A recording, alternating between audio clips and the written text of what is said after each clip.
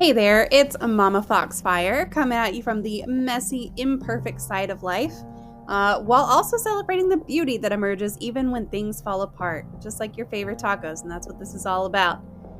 Even Tacos Fall Apart isn't just about tacos, although I could absolutely talk about tacos all day. It's about embracing the struggles, the imperfections, and the realness of life. Because we're all a little bit like tacos, a little messy, sometimes falling apart, but still oh so delicious and oh so worth it. So grab your tortillas, my friends, and let's get ready to savor life's unpredictable flavors together. On to today's topic. Picture this. It's a blend of science, self-discovery, and a sprinkle of humor. We're opening up on a topic that impacts every single one of us, and that's the fascinating connections between what we eat, how we live, and the state of our mental health. Have you ever wondered how those plates of veggies or a slice of pizza on your plate might be influencing your mood, focus, or even your stress levels? Well, I've got a fantastic guest today who's going to unravel the mysteries of the brain-gut connection, the role of neurotransmitters, and how our lifestyle choices can significantly impact our mental well-being. His book, The Mental Wellness Diet, is like a roadmap through the intricate pathways in our mind, offering insights that are not just backed by science, but delivered in a way that's as delightful as enjoying a plate of street tacos with extra salsa. So whether you're a wellness warrior or just someone trying to figure out this roller coaster called life, this episode is your invitation to explore the connections that make us beautifully human. It's not about food shaming. Before we get into that, I talk about food all the time. So buckle up as we embark on a journey to uncover the secrets of mental well-being, one conversation at a time. Hey, there you are. Okay. All right, well, back up and redo. Yeah, that's all good. My bio is a tongue twister too, with the all the P words. It really is. Private practice. Yeah, it's too much. Yeah. I gotta change it. Well, it wouldn't be a mama stream if we didn't have multiple things go wrong. So we're just gonna start that over. Welcome, everyone, to another Mental Health Monday. Really appreciate you tuning in and being here, and especially checking to make sure that all my shit is working, because sometimes it's just not, and that's a fact.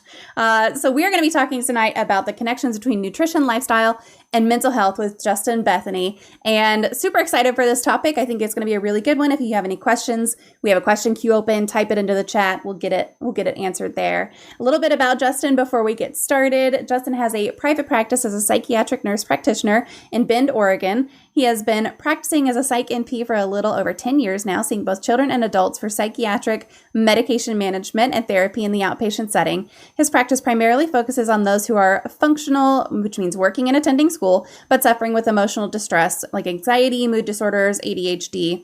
And I know a lot about that. I am considered like a high functioning with major depressive disorder. So which always cracks me up whenever people say, oh, you don't look depressed. Like, no shit. That's fine. I do my job. I raise my kids. I'm just depressed as fuck. Justin graduated from Massachusetts General Hospital Institute of Health Professions in 2011, and in 2020, self-published a book entitled The Mental Wellness Diet, Ancient Wisdom, Evolving Science, Modern Day Options.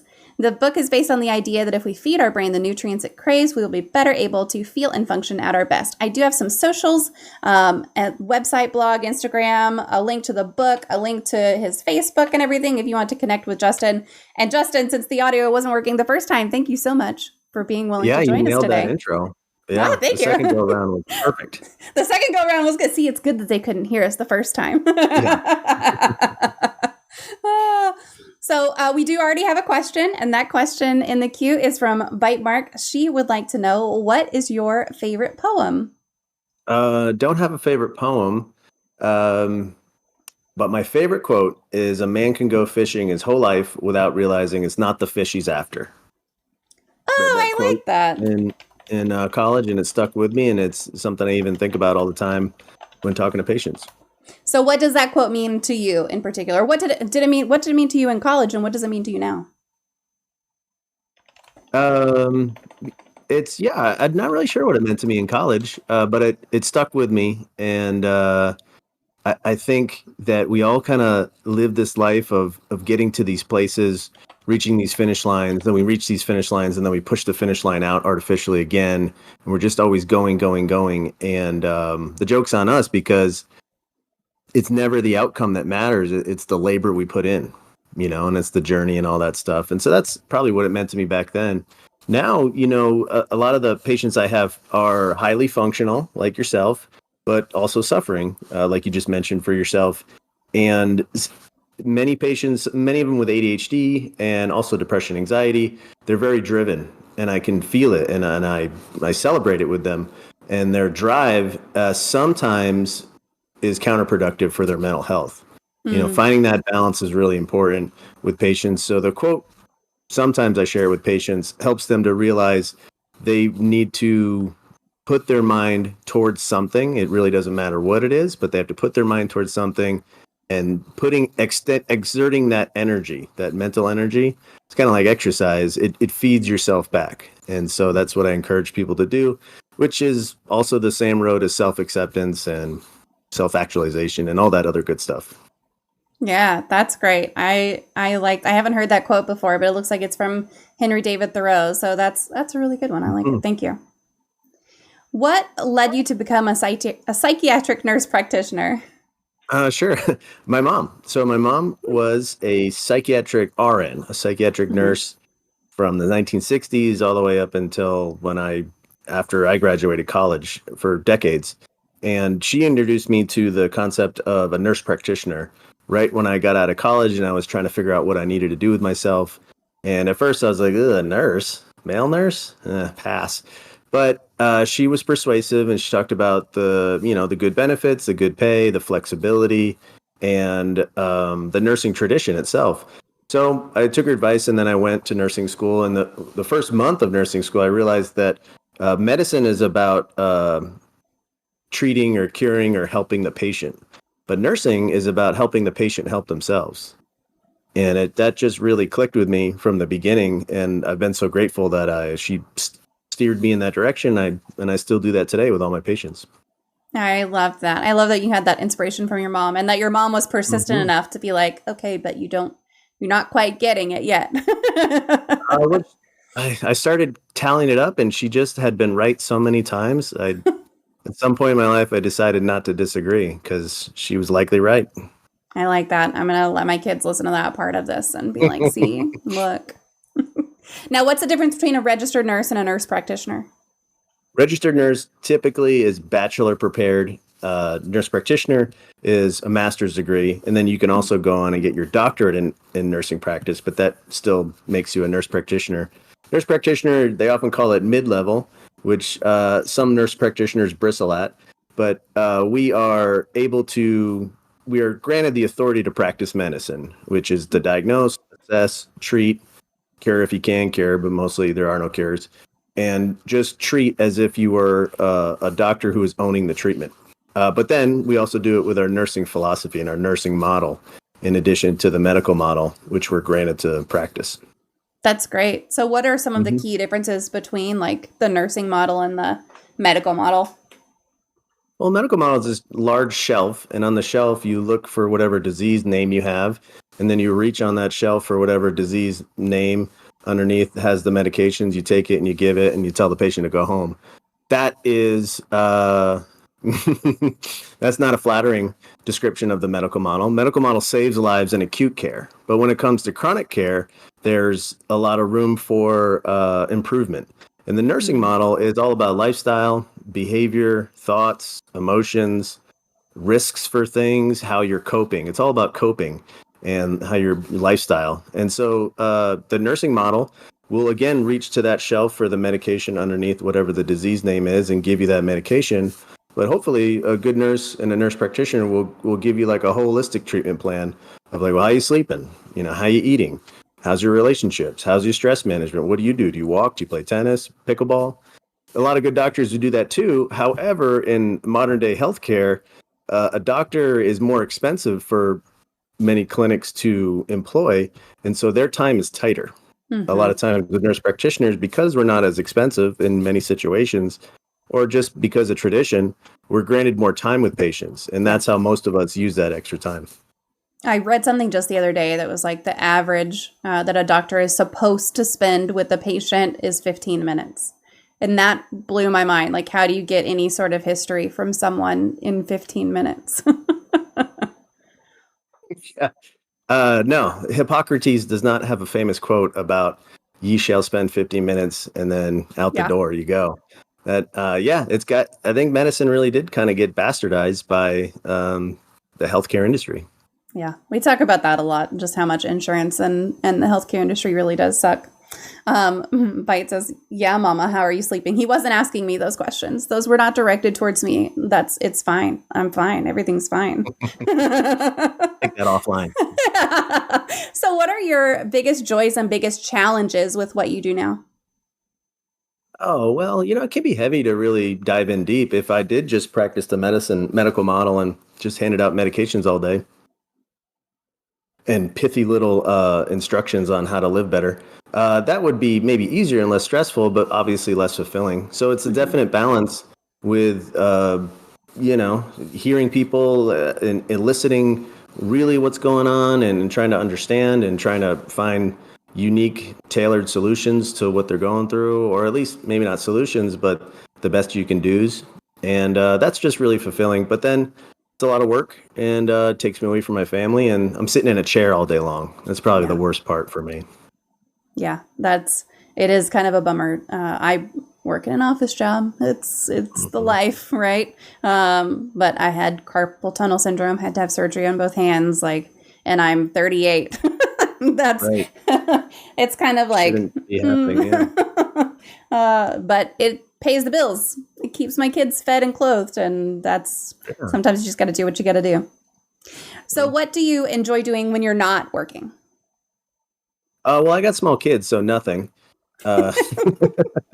You mean everything. You enjoy everything. Every little second gets sucked up because they're your attention vacuum cleaners, and that's exactly how it should be. Attention vacuum cleaners. I love that.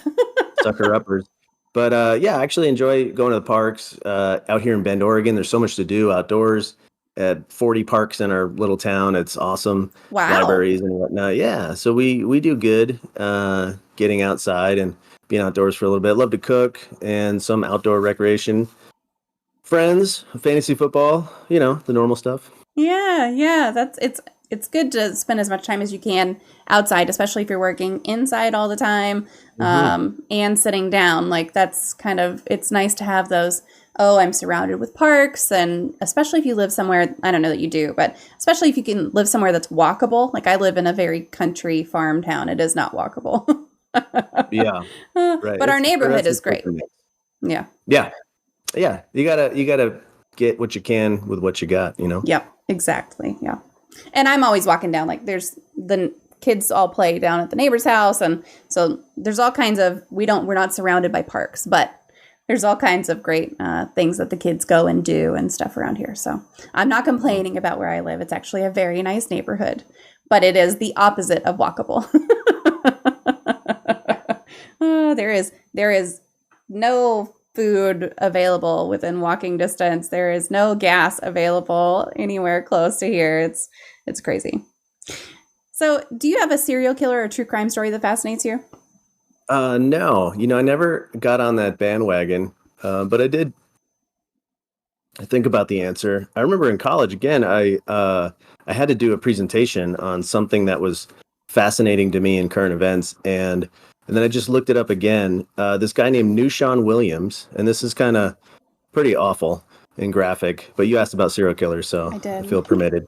But this guy from New York, he was a young man at the time, and right before this, a few years before, when I was in college in 1999, he got arrested he had HIV, and he was having relationships with all these women in the area, but not telling them. So there was this mini outbreak of HIV, and the assignment I wrote about it. And the part that was fascinating to me was, for violence and aggression, we always think of using our hands or using our words, but then love can be a source of violence. It was so fascinating to me. And, a related term in therapy or psychology is relational aggression, which is a topic that I'm always reviewing with my adolescent clients.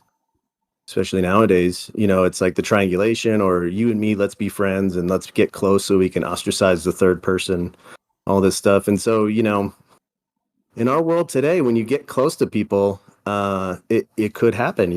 There could be aggression inside of close relationships. And I think that is so true and so common and so destructive and also so not acknowledged.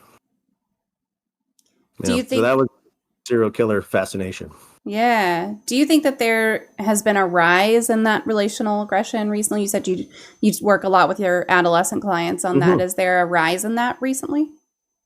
No, I probably just feel like there is because the school year started and I'm starting to get the people coming. But probably not. Probably it's been the same ever since. But, now it's like on steroids because of social media and the precociousness of kids.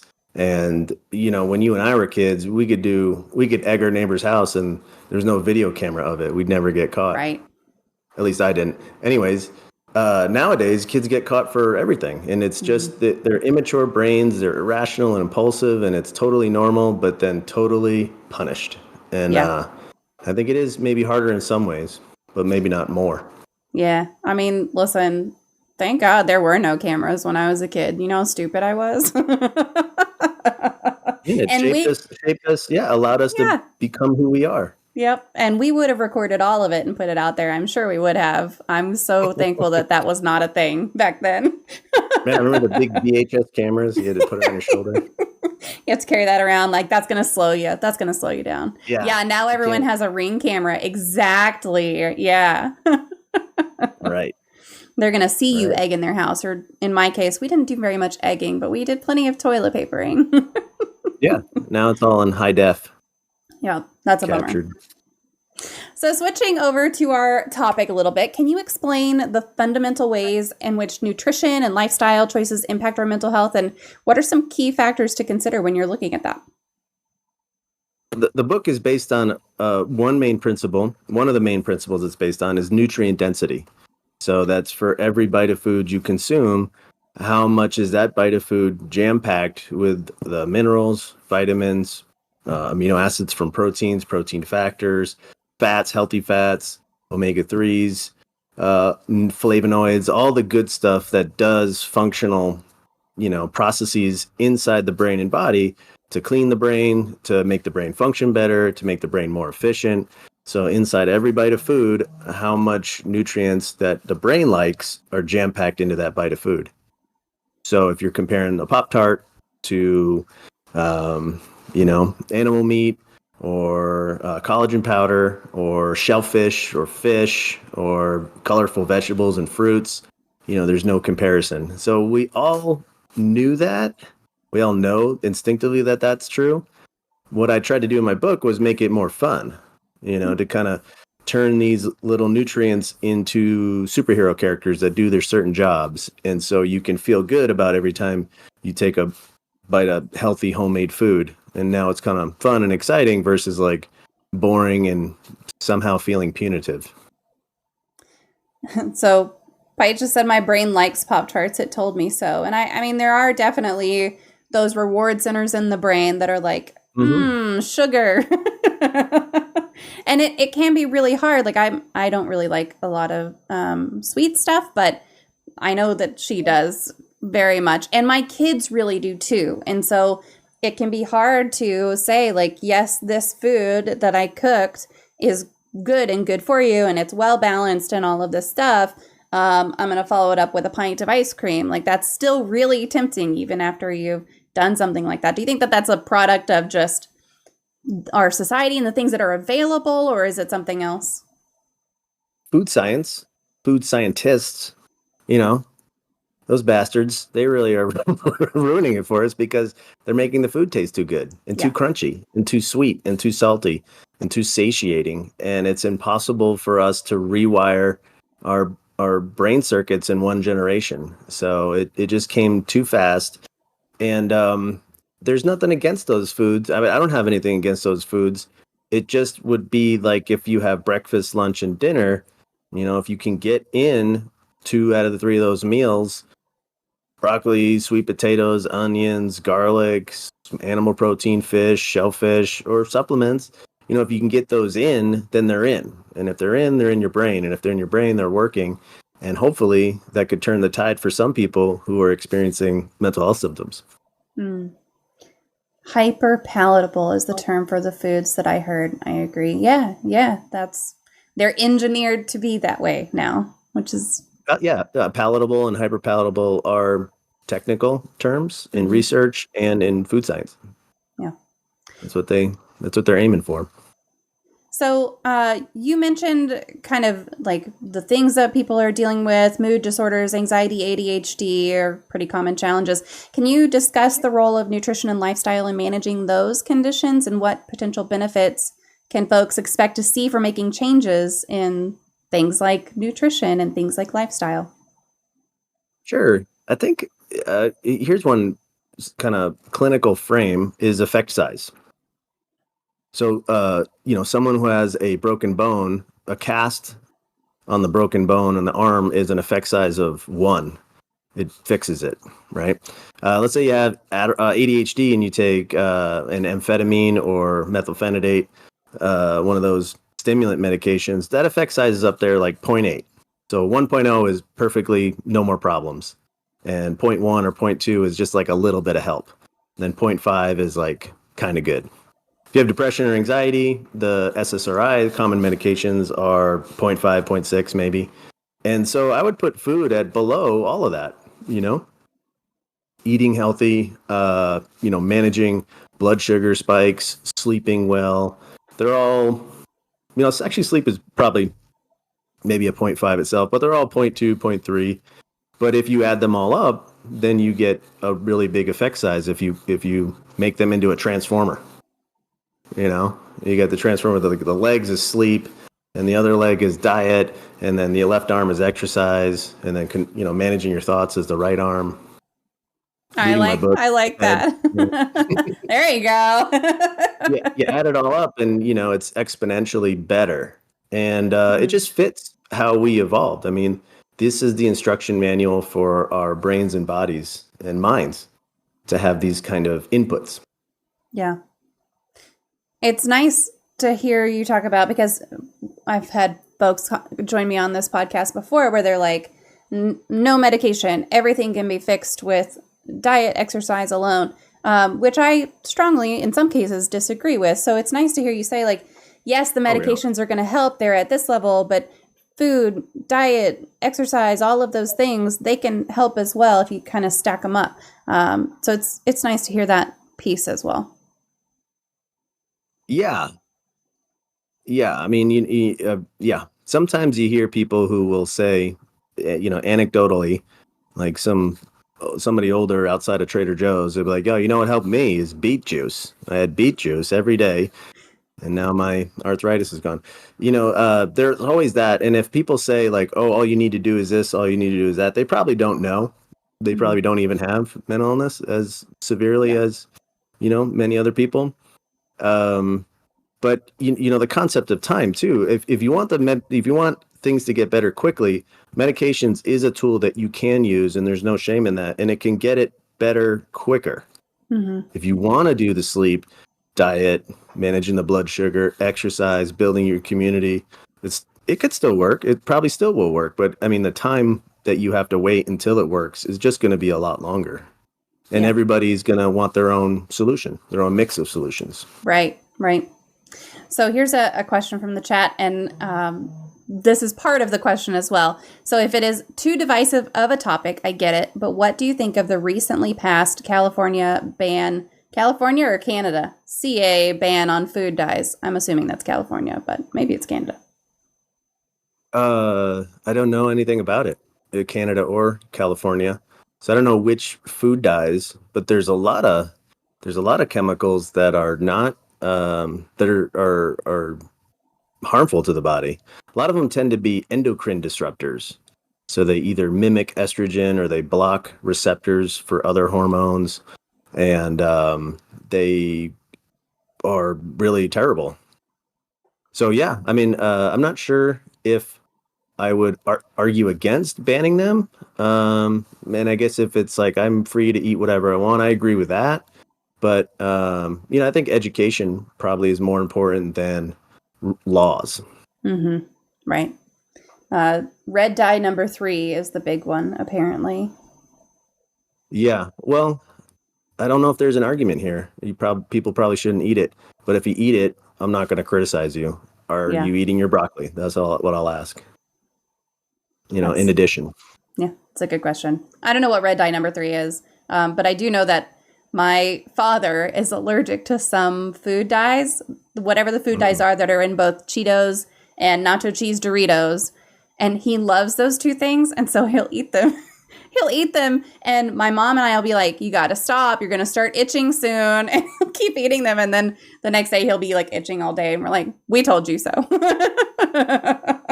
That's tough. Well, there's a little bit of science behind casein from milk and gluten from wheat being what is it called?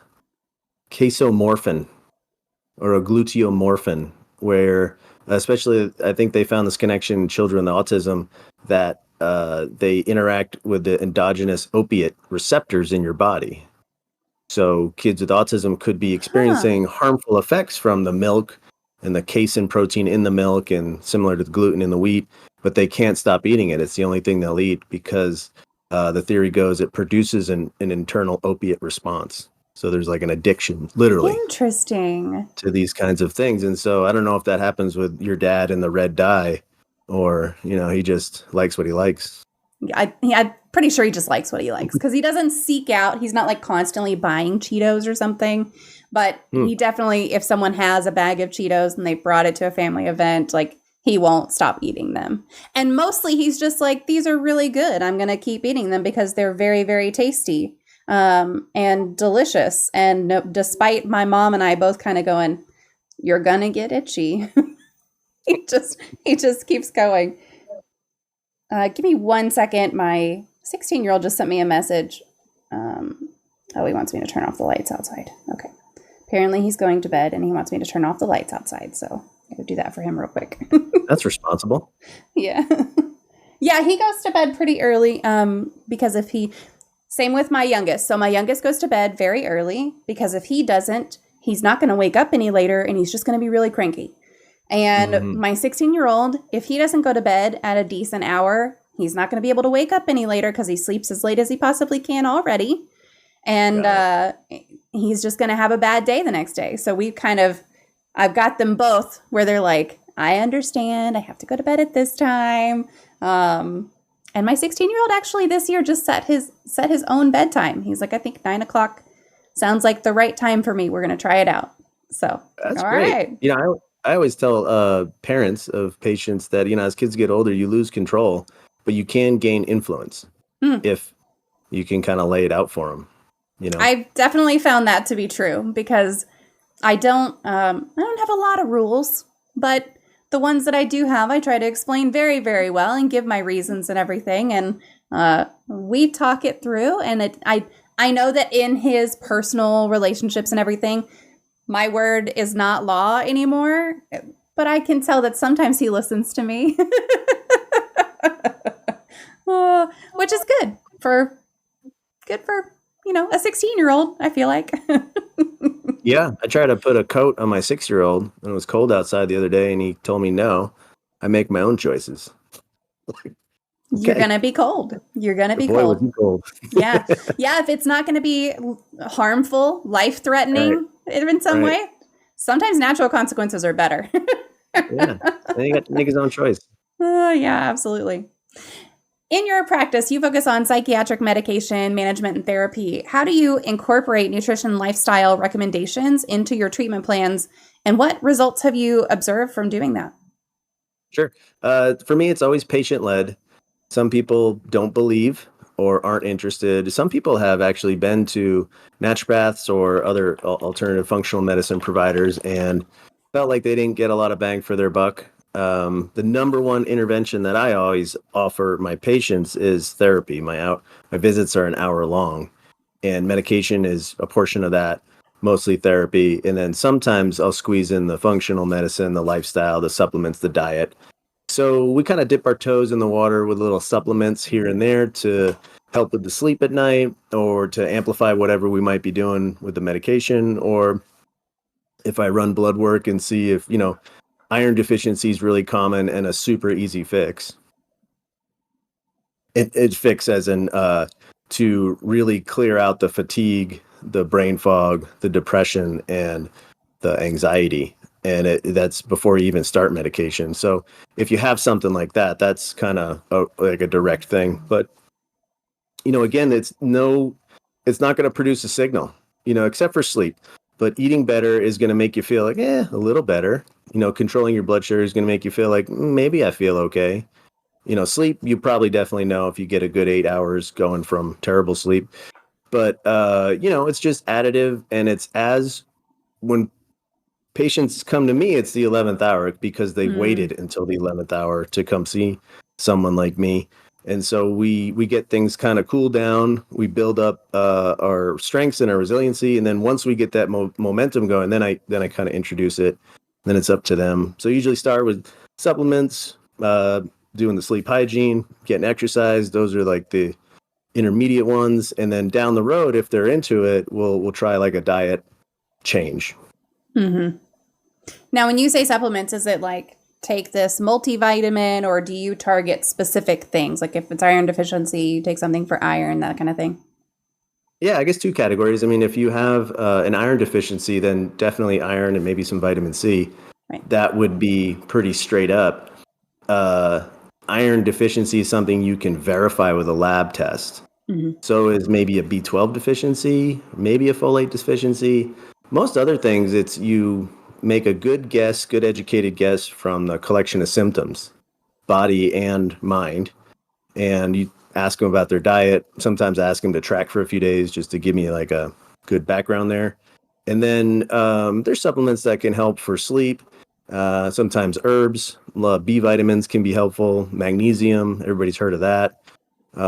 That's usually what I'm doing for people. Then there's some kind of judicious use of supplements that can add to what their ADHD medication is doing for them, or add to what their SSRI is doing for them. So it's all, targeting the same thing and added in slowly. And then people usually, we make sure that they feel like it's working, so they know it's worthwhile to keep spending their own money on it. Yeah, that's great. I mean, you talk about iron deficiency. I had iron deficiency on and off before I had a hysterectomy. After I had a hysterectomy, I didn't have it anymore. So it was crazy how that was related. But I was on iron supplements, and it was iron supplements, vitamin C, and something else. There was one more that the doctor was like, you have to take all 3 of these in a specific order at specific times of the day. And then after I had my hysterectomy, it was just gone. Sure. Bleeding, right? Yeah. Exactly. Blood loss is the number one. Well, I mean, did you also notice, if you want to share, it's the brain fog, fatigue, anxiety, depression, any change there when you fixed it? Yeah. So I didn't even realize that I had that my fatigue was driven by an iron deficiency. The only reason I knew that I had an iron deficiency to begin with is because I was denied a few times in a row to donate blood because my hemoglobin was too low. Right. And so they were like, hey, the last 3 times you've been in to donate blood, we haven't been able to do it. You probably should see your doctor. And it was this very sweet little old grandmotherly lady at the front desk who was always there. And she was like, you probably should talk to your doctor, sweetheart. And that's so I did, and they did lab tests and stuff. And it was incredible. I started taking everything that they told me to take, and all of a sudden I wasn't as tired anymore. And I just didn't even realize that was related. I thought it was because I had young kids. Like, I thought it was pretty much just being a parent. Yeah. A lot of patients, if you're not paying attention, you can miss it. But many people, I guess probably even including me sometimes, like, it's me. It's just me. Yeah. Like the vague, amorphous, I don't know exactly how. I couldn't tell you the science, but I know it's my fault. And then don't talk about it ever again. And that is really something that I try to, catch and explore to kind of banish those thoughts, not helpful. Well, and in my case, if I have been tired for years, it's just normal for me at that point. That's just how things are. This is my normal. why would I bring that up at a doctor's office, or why would I bring that up with a nurse practitioner if that's just how I am, you know? So yeah, I absolutely. Yeah, I mean, especially if you had a few 7-minute appointments in your life. Right. Yeah. Which I Right. have lots and lots of those. So here's a comment from the chat as well. I feel like medication and supplements are great for getting you to a place where it's easier to make the changes that take longer to work. Yes. Like it's hard to even make the effort to cook your meals if you're low on iron, etc. Exactly. Yeah. Totally. Yeah. Agreed. So you're, well, go ahead. Well, I just want to say one thing. That's the reason why. Well, it's one of the main reasons why I wrote the book. Is seeing myself and imagining, hearing from my patients, and imagining people in their kitchens, just like slumped shoulders, head cocked to the side, just opening the fridge for the 15th time, wishing that something magically would appear in there, and not just feeling super blah in the kitchen. Mm-hmm. I want to write a book that would help people feel kind of more inspired and feeling it's more fun, and then feel like if I make this sweet potato with pork loin and broccoli, what do I get out of that? This is something good that I'm going to get versus like, oh, I should, but I never do. Like all the negative stuff, to kind of get that out of the way and be like, oh, I read this book and it's got these things and I'm going to get some B6, I'm going to get some iron, all that stuff. So that was one of the reasons why I wrote the book, because of, that moment right there. Yeah. Yeah, it can be really daunting sometimes because I do plenty of meal planning for what I'm going to cook, and I order all the stuff at the same time and everything. And so even still, there are some days where I'm like, do I really want to make these pork chops and broccoli, or do I want to just order something? Do I have the energy to make this food that I know is going to be absolutely freaking delicious? Or do I want to order something? And most of the time, if I just eat a piece of cheese and wait 5 minutes, then I'm like, okay, I can actually cook. It's going to be fine. Yeah, exactly. Yeah, there's this calculator in our brain, kind of balance between the anterior cingulate cortex, which is a calculator of effort versus reward. Yes. Which is really interesting. I mean, you kind of measure, you kind of have a sense on how much effort it's going to require, and then how big the reward is, or how long you have to wait for it, or how certain it is. And you do that question, you do that calculation, and a lot of times it gets computed in the wrong way. Yeah. Well, and also, so in addition to effort versus reward, I have the added bonus, even though earlier I was saying there's nowhere near here to really get food. That's still true. But because of that, the delivery fees are astronomical. So I get the additional motivation of you're going to pay out the ass if you order food versus cook what you've already got to cook in your fridge. So most of the time I wind up cooking, but sometimes it's like, no. Yeah. And the fries are always cold. Yes, that's true. That is true. Yeah, I wind up, the kids a lot of the time will order something that I'm like, that is not going to be good by the time it gets here. Yeah, exactly. Yeah, so, you'll find in my book, there's recipes, and they're all basic and simple and fresh and clean and good and doable and one page. Some of the other mental health cookbooks that I had seen as I was writing this book were, kind of too fancy. And I just thought that was like insane. Why would you have those recipes for people dealing with this issue? But I try to make it fun in the nutrient game, and then also make it easy to kind of help balance out that effort versus reward thing. Yeah, you need something to balance it for sure. I want to read a couple of more comments from the chat. So those meal kits are awesome for simplifying that effort, but it's not all of the effort. That is so true. But no stores, which means less people. So I count it as a major win. You're talking about with the meal kits. Yeah, absolutely. Mm-hmm. And then Growling says, I blamed being tired all the time on just being me for like 4 to 5 years until I finally went to a doctor, found out I had critical, you could fucking die anemia. Right. What a way to put that. Yeah. Yeah. Yeah. You have to look at it from a holistic perspective. And if you don't talk to your doctor about how you're feeling, how are they going to know? Yeah. It's what gets normalized, I guess. Right. Exactly. Your practice sees both kids and adults. Are there specific nutrition and lifestyle considerations for different age groups, and also when it comes to assessing and addressing mental health issues? Yeah, kids are funny. They're generally healthy, which you're unlikely to find much off in a lab's cholesterol, iron, red blood cells. I mean, they're so new. They're still like a new car. It's not going to break down for a while. And so you don't find as much ahas in their lab work and workups, but you do notice a bigger effect size with their diets. They're so sensitive with their blood sugar and all the red dyes and the additives and the preservatives. There's so many good studies showing a pretty substantial, not amazing, but substantial effect when they take these kids and they put them on, multi-nutrient and a good diet. Or the Feingold diet was from the 70s. They removed all of the artificial preservatives and tested it on kids with ADHD. And, it was their study, so maybe a little biased, but it showed that it works. And I think if you have a kid and you feed them pretty healthy, and then Halloween comes and you give them candy and they're running around the house in circles, you can tell the difference. If you have a kid who eats, sugar and stuff, if you try to give them a few good days of clean eating, you might actually notice that difference. So kids are different in those two respects.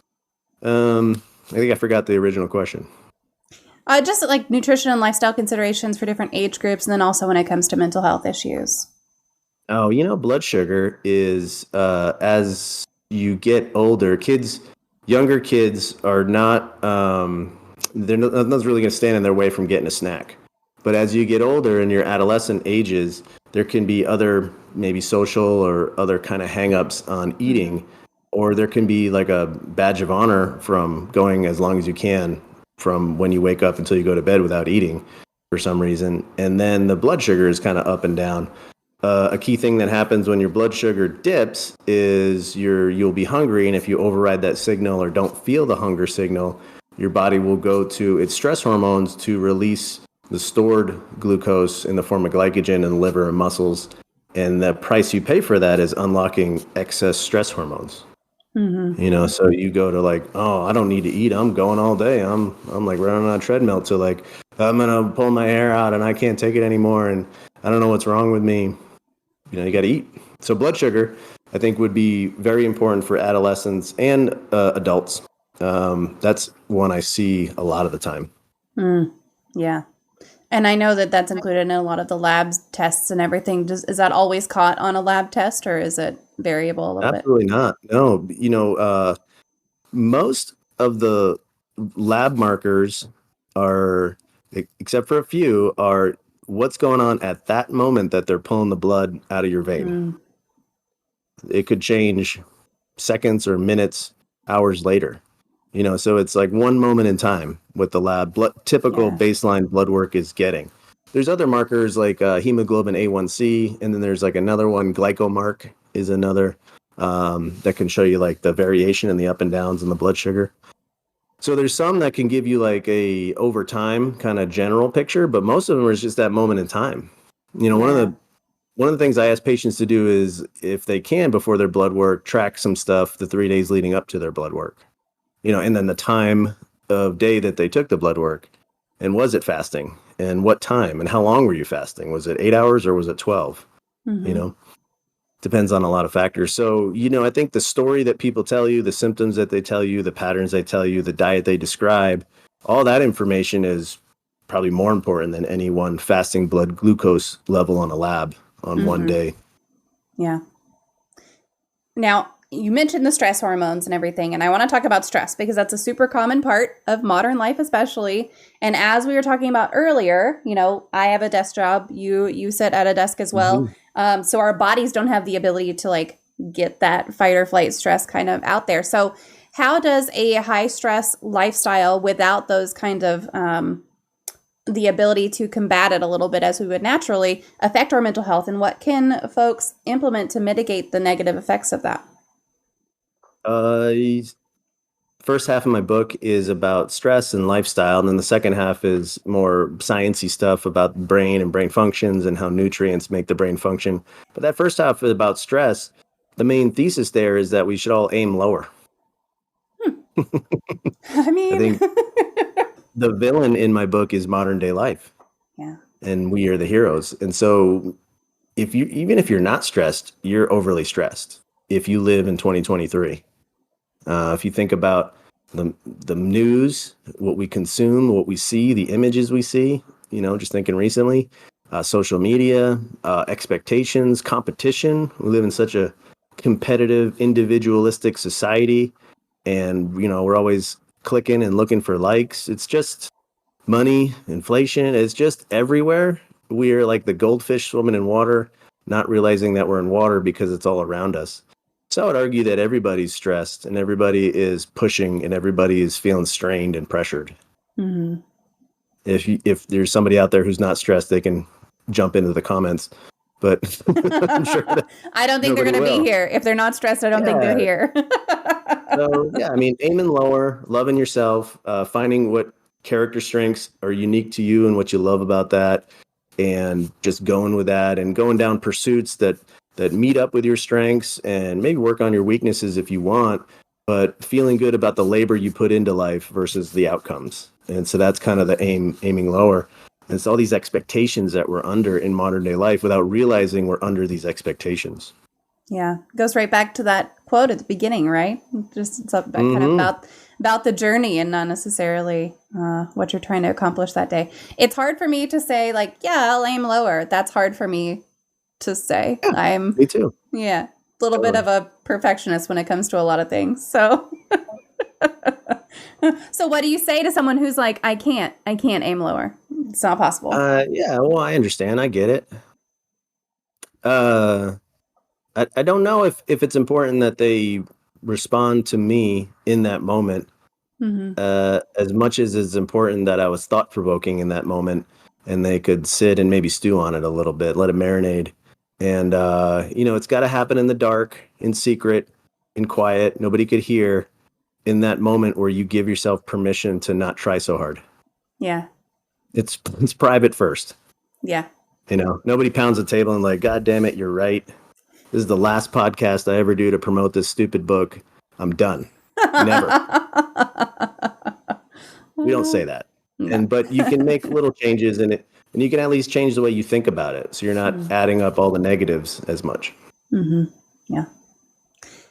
The gut-brain connection is fascinating to me, I think, as an area of study. How does the health in our gut microbiome affect our mental health, and what dietary choices can support a healthy gut? There's a lot of connections. Apparently, science has recently realized it's attached, your head to the rest of your body. That's a medicine joke, which probably didn't land. But in medicine, everything's kind of divided in specializations. So like the immune system and the bladder specialist and brain specialist and neurologist, and then certain subtypes of neurologists. It's all just siloed. And there hasn't been that great of a study, or there really hasn't been promoted. Even a primary care doctor is going to struggle identifying all the interconnections, because that's kind of where the magic happens. So multiple connections between the gut. When we say gut, that's mostly the small intestine and the large intestine. And that's small intestine. You shouldn't have a ton of bacteria, but that is how it has inside of the small intestine has the little fingers, the villi, which grab the food and pull it in, grab the nutrients, I should say. The food goes into your stomach, and then it has to get processed to small enough bits so that those little villi fingers can grab it in. And then the large intestine is where all the bacteria ferments. One connection is short-chain fatty acids. And these short-chain fatty acids will travel into the brain, cross the blood-brain barrier, and dampen neuroinflammation. Brain inflammation is in a reaction of the immune system. And usually when it's inflammation, it's considered excessive, chronic, low-grade, systemic, bad inflammation. But if you get like a cut and it gets a little red, that would be good inflammation. The inflammation is going to kind of carpet bomb the area and make sure you don't get infection. So some inflammation is good, but mostly when we talk about inflammation, it's bad in the way we're talking about it. The short-chain fatty acids will gravitate up to the brain and kind of quell the immune cells in there and limit neuroinflammation, which can overexcite the brain, cause brain fog and extra anxiety, sour moods. So you don't want neuroinflammation. If you eat prebiotics and healthy fibers, you will get the short-chain fatty acids, and it'll go to your brain and it'll calm the inflammation. Short-chain fatty acids are the poop of healthy bacteria in your gut. So we eat their poop. Hey, and it makes us healthier. And that's circle of the life. story. It's true. And so all the lactobacillus, bifidobacter, some of the spores, the bacillus bacteria, we all have those in there. The foods that we eat will preferentially certain fibers, like from root vegetables, will feed those bacteria, help them populate, and then help them make more of themselves and help make more of that short chain fatty acid, which is going to get to the brain. That's just one connection. There's kind of several others. But, all you need to focus on is just whole foods, root vegetables, garlic, onions. That's really good in prebiotics. Hey, I Just love eating a garlic healthy and diet and you're onions. there. So I look at garlic like it's vanilla in a dessert. I kind of measure with my heart when it comes to that one. So Perfect. Actually, the allium family, which is garlic, onions, leeks, all those ones, they're high in vitamin B6. Vitamin B6 has a special role in the brain. If you have adequate vitamin B6, it will be there to help recycle an excitatory neurotransmitter into the calming neurotransmitter GABA. I mean, people have probably heard of the supplement GABA. Yep. People have all heard of the medications, alprazolam. I'm trying to say the generics, lorazepam, clonazepam. All those medications activate the GABA receptor. They make it more open better.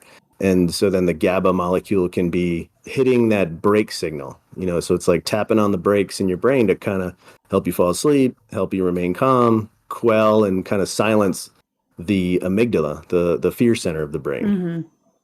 Garlic. So I just need to eat more garlic and onions to fall asleep faster. I don't know that I can eat. I don't know that I personally can eat more garlic and onions than I already do. I eat a lot. I eat a lot of those. Just don't stop. Just don't stop. I won't be stopping. Now you mentioned prebiotics. So what's the difference between? I mean, I know like prebiotic, probiotic, postbiotic, the terms of what the differences are, but effectively, where do you get those from in your diet? Sure. The root vegetables are really good sources. Potatoes, sweet potatoes, carrots, even any even non-starchy vegetables, the lettuces, peppers, onions, they all come pre-installed with those good prebiotic fibers.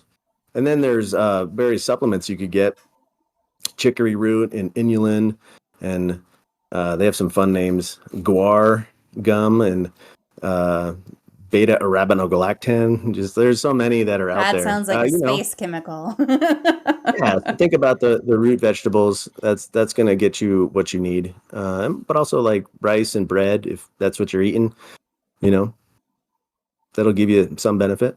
Yeah. So just focusing on that whole diet kind of thing. Yeah, whole foods, grains, root vegetables. That would be like a great place to start. Yeah. What advice can you offer for folks who want to make sustainable changes to support their mental health through nutrition? If they want to take that first step through nutrition and lifestyle choices, where do they start? Movement, I would say. You gotta move, walk until you're warm, jog until you sweat, and then stop. I mean, movement is really, really healthy for the brain. The brain is the orchestrator of movement. The brain helps us manage with our feet to get from point A to point B. In the abstract realm of eating healthy or getting healthy or working on my mental health or just overcoming a breakup or a challenge or processing anger and moving on and letting go, that's a point A to point B. Movement is the best number one place to start. Sometimes actually, kind of a decent area around my office, and some patients I could just tell, and I ask them if they want to go for a walk. And so we'll go it's a half-mile loop around the little complex I'm at. Sometimes we'll do 1-2 loops. And I don't know exactly what's happening, but it works. The next time they come in, they're more relaxed, they're more calm. It's just kind of, they've made some changes. The walkie-talkie is really, really the great first step, I think. I like that. Walkie-talkie. That's good. My kids and I, we didn't over the summer because it was 60 days of over 100-degree temperatures and it was just too hot. But my kids and I walked to the mailbox and back, which is It winds up being about 3/4 of a mile there to our mailbox and back. And it's fun because, then I get to, as a parent, it might not be fun for them, okay? But it's fun for me. I get to talk to them about like their day and how they're doing and like all this stuff while we're walking and everything. And I think that they're more open. We talk every day. Whenever I'm driving them home from school, we talk every day about their day, about things that went well and things that didn't go well and all these things, right? But whenever I'm talking to them on a walk, it's like they get a little deeper somehow. They just get a little, it's a little bit of a different conversation, not because of anything that I do. And I don't think I ever really connected that with the actual like motor movement of walking and your brain. So that's kind of cool. Well, I mean, I would say two parts. I mean, the more you're moving in that kind of rhythmic fashion, the more your defenses are down and the more like thoughts will kind of flow.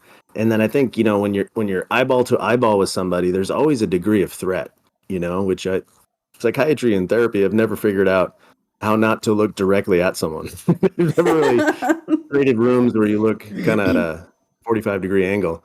But the walks are kind of great if you can fit them in. I mean, it can be too much to just stare at somebody face to face. It can create a little defense. Yeah, that's good. That's a good point as well.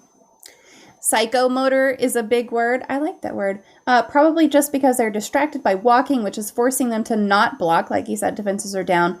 It's just like a field sobriety test where you have to count while walking or balancing. If I ever have to do a field sobriety test, I am fucked because I have awful balance to begin with. And I'm just going to be like, I'm going to fail, but let me do a breathalyzer test and I'll pass. Yeah.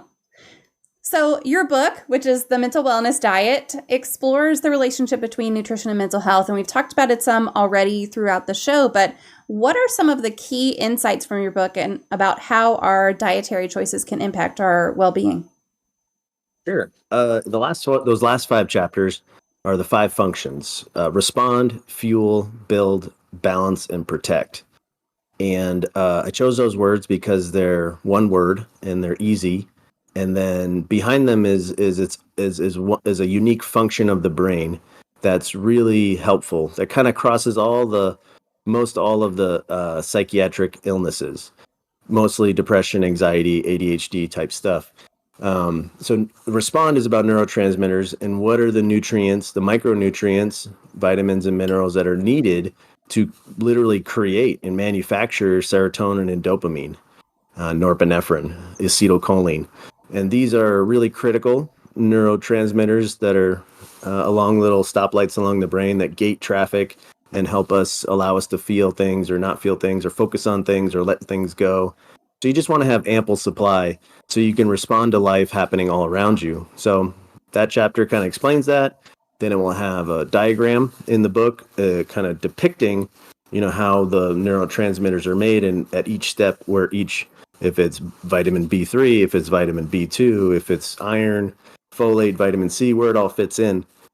The next chapter would be fuel, and that's about how the brain is really greedy when it comes to oxygen and glucose. And you really need to have healthy perfusion, blood flow to the brain, which a lot of us don't really think about, but is very important. Glucose and oxygen, and you need the mitochondria in the brain to be producing the energy, so that all of the brain can work, especially the frontal cortex. The frontal cortex is the adult of our brain. It can, reach further back into the brain and shush the fear center. It can hold off. It can hold off impulses and certain behaviors, and can help us make the good choice and feel good about making the good choice. So you need fuel for that. Build is about the fatty substances that coat neurons, the axons, the long tendrils of the neurons that reach across the brain. And that's what makes the brain white, is this fatty myelin sheath. It increases the speed 100-fold of messages in and across the brain. So, you would have like a staticky TV if that coaxial cable didn't have all that rubber and insulation around it. The neurons are similar. That's build. And then balance and protect are related. This is about neuroinflammation, about how inflammation and other factors can overexcite the brain. And when there's too much static, too much excitation, it's hard to have a singular focus, have a singular signal that you can just stay on in the brain for very long. And that relates to ADHD and depression and anxiety. And so there's a host of nutrients that can support that GABA and the inhibition to have a nice counterbalance, to tap on the brakes every once in a while so you can steer in the right direction. And then the immune system needs to be balanced. These are all the fat-soluble vitamins, those flavonoids, which I didn't really get into, tryptophan, vitamin D, omega-3s, magnesium, zinc. These are all really important to make sure that the immune system isn't causing static and irritation in our brain. Phew, so that's the rundown. that was quite the rundown. You mentioned tryptophan, and now I want Thanksgiving to get here faster. So what inspired you to write this book? And can you talk a little bit about what it's based on, that ancient wisdom and evolving science and modern day options? Yeah, when I was going through school, I got into functional medicine. It was for my final project. I clicked on this one blog, and then it led me to another blog. And then I kind of realized the whole field of functional medicine was out there at that time. And I went to a conference. And at the same time, I had a split screen. I was learning about conventional medicine, like if you have this diagnosis, give this medication. And it was very simple and straightforward. Then there was all these like preventative things and lifestyle things and extra things you could do with functional medicine. And this book is kind of trying to meld the two. It's the culmination of my education and all my life experiences and all the smart things that smart people have told me over time. And it's and it's kind of a way I give it out free to patients and offer the audiobook, and just if I can help people combine it all and help it all make sense, that feels good. Yeah. Sometimes the inspiration is just about, I want to help someone. I want to help more people. Yeah, true. Yeah. Knowledge is power. And we don't have all the equal kinds of knowledge out there. Mm-hmm. Yeah. Well, it is time for the magic moment. I literally have a magic wand right here. So if you could wave this magic wand and eliminate one common opinion, misconception, or theory surrounding mental illness, disabilities, or talking about mental health, what would it be? Yeah, I think it's that it just must be me. If I if I had a magic wand, I would wave it and make sure that, just today, someone I see dealing with someone in their life that's been very difficult. And, sometimes I get, I'm very supportive and fair and balanced, but I'm very supportive. And I'm like, yeah, that's terrible that person's kind of doing this still. It's so annoying. And, they came in today and they were like, yeah, well, that was nice. That was nice for you to say it. But I'm like, but you know how I feel. I get all riled up when you, I'm like, you question whether or not I would think that was out of line, what you said that they did this recent week. And they're like, yeah, it gets to me, and I think it's me, and I get in my head. And, people are walking around with all kinds of thoughts and all kinds of self-criticism, sometimes self-hate, and you'll never know. And it's got to stop. Yeah. And that's maybe my mission. That would be a great one. If you could just poof it out of existence, that'd be awesome. Yeah, I wish, right? Yeah. Well, Chad, if y'all have any more questions or comments and you want to make sure that we get them while Justin is still here with us, feel free to pop them into the chat. I'm going to share your socials one more time as well, Justin, just so that people can connect with you. Website, blog, Instagram, book, Facebook, all those good things are in the chat. So feel free to click on any of those if you want to connect. And then I will just open it up to you and say if there's anything we didn't talk about or anything you want to throw out there as far as resources or recommendations. I'll just give the floor to you for a little bit. Sure. Well, yeah. So I think that there's, I guess I would say, it's a lot of the questions I get. I think we have to acknowledge that the science isn't always there yet. And the science sometimes is pretty far away from being there. And a lot of times the way that we initially digest all this health information is like, is it true that this works for that? Is it true that this stops that? Is it true that this is the cause of everything? And the answer is always, well, depends, or not really, or that's not exactly it. And so a lot of times I feel like we all need the answers first, and then we'll get started. And ironically, once we get started, then we kind of find our own answers. And it doesn't have to be even anything in my book or anything about anybody else says. I mean, everybody's going to be able to find their own answer if they just get started. So, and that's one point of encouragement I'd like to offer. Yeah. And that's a good one as well, because that's something that my therapist has actually said to me. Like, you don't have to have everything lined up exactly right to start. You don't have to know the outcome before you start. And that goes, okay, listen, now we're circling all the way back to the beginning again, because it's more about, everything's going back to that. It's more about just starting, just doing, just being in that moment and that kind of thing. So I think that's, now I have to listen to my therapist. Yeah, now that two people said it. Yeah, right. Now we got to pay attention. I do sure. listen. I do listen to her. If you watch this, Angel, I do listen to you. I promise. Yeah. Oh. Okay. Well, thank you so much for joining us here today. I really appreciate you taking the time.